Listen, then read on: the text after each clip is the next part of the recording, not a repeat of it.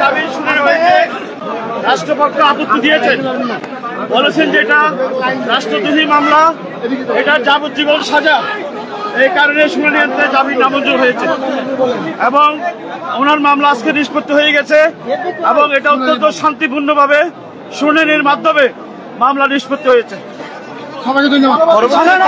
পরবর্তী কি হতে পারে এটা আইনি প্রক্রিয়া হচ্ছে, ওনারা যদি যারা সংযুক্ত হবে, জামিন নামঞ্জুর হওয়ার পরে আসামি পক্ষ যদি সংযুক্ত হয়, উচ্চ আদালতে যাওয়ার সুযোগ রয়েছে, উচ্চ আদালতে হাইকোর্টে যেতে পারেন।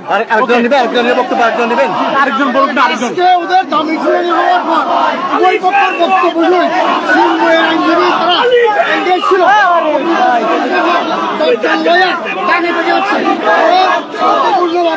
সুশৃঙ্খলভাবে আদালতের বক্তব্য উপস্থাপন করেছেন।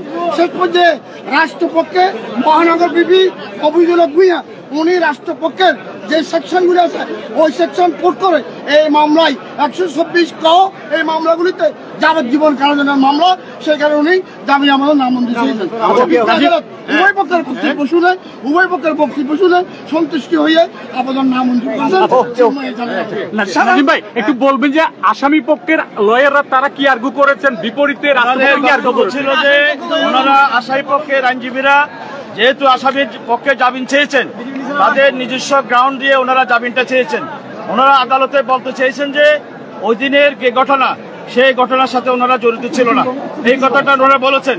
তবে রাষ্ট্রপক্ষ দালিলিকভাবে এবং আমাদের যে সেকশনগুলো রয়েছেন, যেহেতু এগুলো জামিন অযোগ্যতার অভিযোগ, সেহেতু বিজ্ঞ আদালত উভয়ের বক্তব্য শুনে এই মামলাটা নামঞ্জুর করেছে।